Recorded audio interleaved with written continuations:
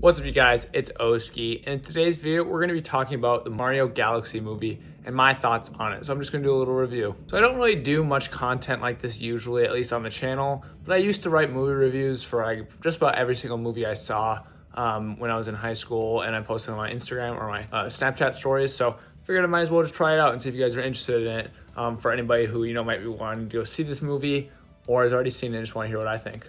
So first, I'll go over my overall thoughts and without spoilers, so you can have a little review idea of how it is. And then I'm going to go into some details and talk about that in the second half of the video. So first of all, I just want to say I thought it was a very fun film, just like the first one, which I love the first movie. I think is absolutely fantastic. I love Mario as a child. I played the games in the Wii, so this one was also very fun and just a great time in theaters. There was tons of funny moments, and it was really heartwarming to hear all the other kids in the theater, laughing and talking along, not like in an annoying way, but just like seeing the joy that they have for Mario and having that be a part of my childhood with the Wii game, and just seeing that being carried on is really cool. So how was it besides being fun and funny?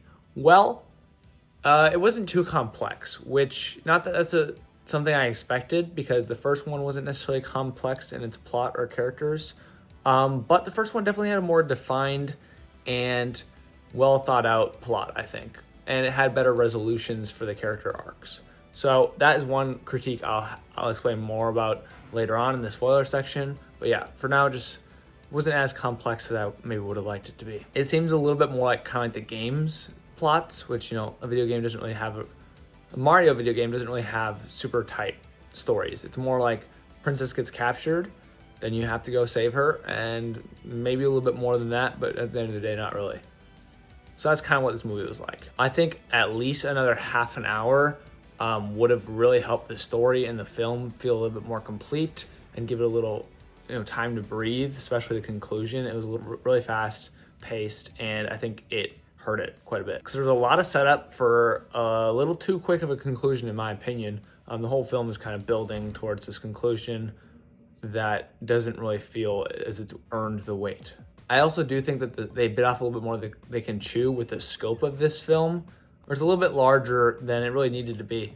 The first movie, you have them, go across different regions in the Mario world. Like, he ends up in Mushroom Kingdom, he goes to Donkey Kong Land, they're on Rainbow Bridge, and then, yeah, that's kind of like the couple different locations we spend our time in. This one, I think, could have been just an extension of that, but to a little bit more degree. I did not think they needed to go to space. We got Yoshi in this film, and I would love to see a film based on him almost entirely, with the Mario Bros, of course. And I don't know the kind of lore that he has. I'm not really that in tune with the Mario franchise, but he really kind of felt like he was thrown in here for nothing more than a little bit more comedy, and felt a little forced without like a proper explanation of the origins or just like a proper exploration of his character. So instead of going to Mario Galaxy after the first one, and hardly including any Mario Galaxy elements at that, I really think we could have had a Mario World movie where they kind of just hang out with Yoshi and have some other plots going on where they're traveling around different regions again, but to a different scale. Like I said, I'm not very familiar with the Mario games outside of the first Super Mario Bros. on the Wii. It's the only one I played, actually, because I didn't have like a Switch or anything else.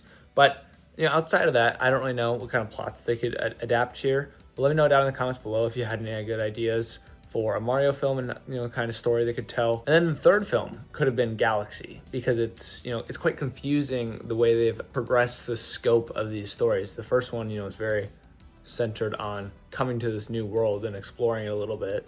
I think it could have been explored more, which is why I'm saying the second film should have been that. But instead, you come to this new world and then you jump into space and go in Galaxy, and then it's really questioning like, how do you build up from there? How do you develop this more? But anyway, third film. My spoiler-free thoughts are, it was good.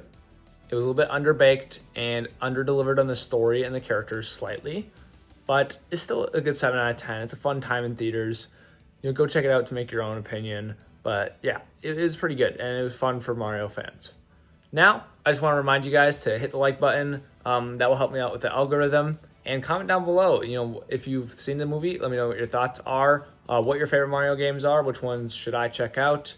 Also, make sure to subscribe if you haven't already. We're really close to hitting 1,000 subscribers, so that's our goal. Now, let's get into some details. Warning you guys, if you don't want spoilers, click off now. Thanks for watching, but let's talk about some spoilers. So first of all, Bowser in this movie goes through a pretty good character arc, I'd say. He starts off the film tiny, and he's trying to make amends for his past and become friends with the Mario Bros. I don't have a problem with this. I don't want him to turn into a good guy, but the movie does a good job of reuniting him with his son, Bowser Jr., and then his son kind of makes him remember who he is, and then he turns into a bad guy again.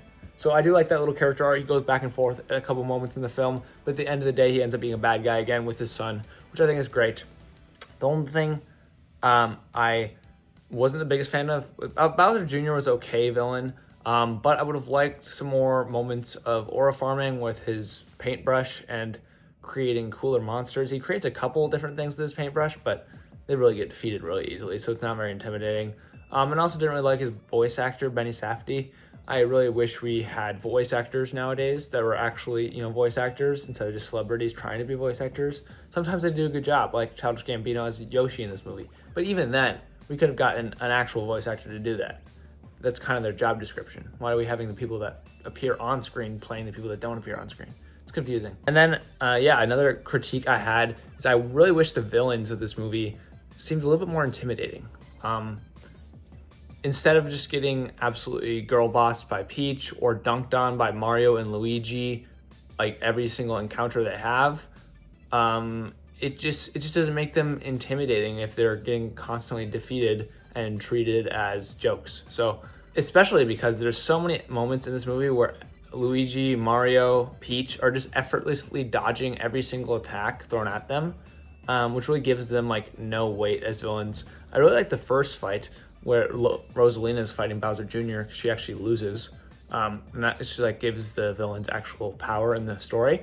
But after that, they kind of become jokes that aren't really taken very seriously for the most part. And I think what could have helped this is if Bowser and Bowser Jr. had a moment where they're actually terrorizing the universe other than Rosalina and Peach in our main cast. Because when you do that, it just feels too closely knit. Like in the first movie, it started out with Bowser destroying that penguin's ice castle, which gives him some background. We know he's a bad guy.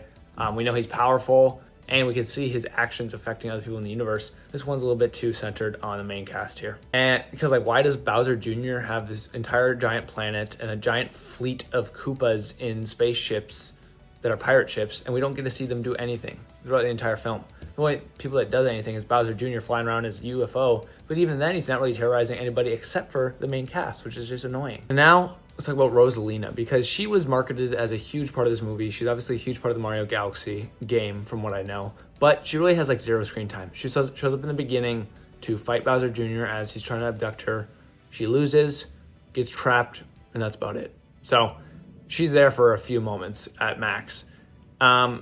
And for how she was promoted as being super relevant to the plot, it was a little bit disappointing.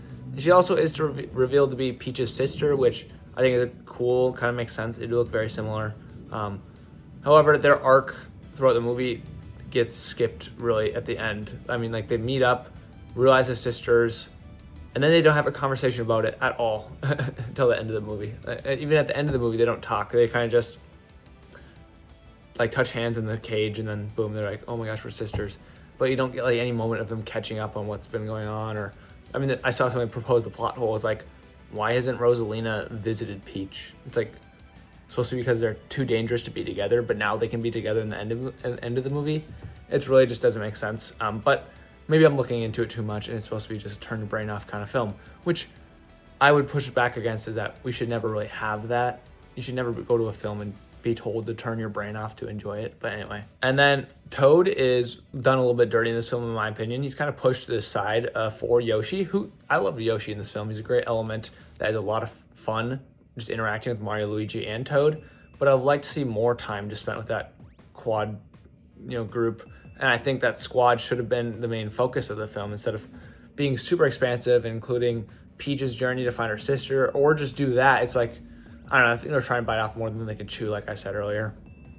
Donald Glover did a pretty good job voicing Yoshi, but like I said, we could have had a real voice actor there. Now I'm going to do my Yoshi impression. Yoshi!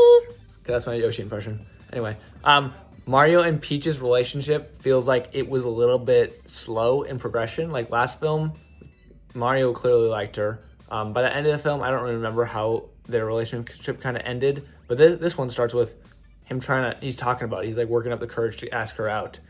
But then by the end of the film, by the end of the hour and a half, now we're 3 hours into like this movie universe, all she does is kiss him on the cheek. And it's just like, and that's a great step, but I'm hoping by the next film, like we see them going on dates or something, just because it's just getting a little drawn out.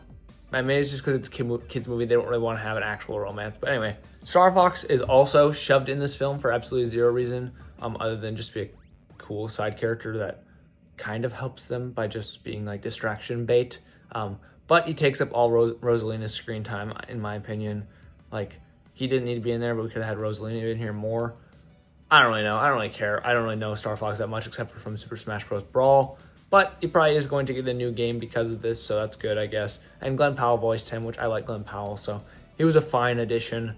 The Lumas were cute, and there's some cool references, but like I said, the plot is a little lackluster. It's just a little bit generic, which it doesn't have to be the most revolutionary thing, but I think I could have been at least thought out better and like paid off in a couple different ways better.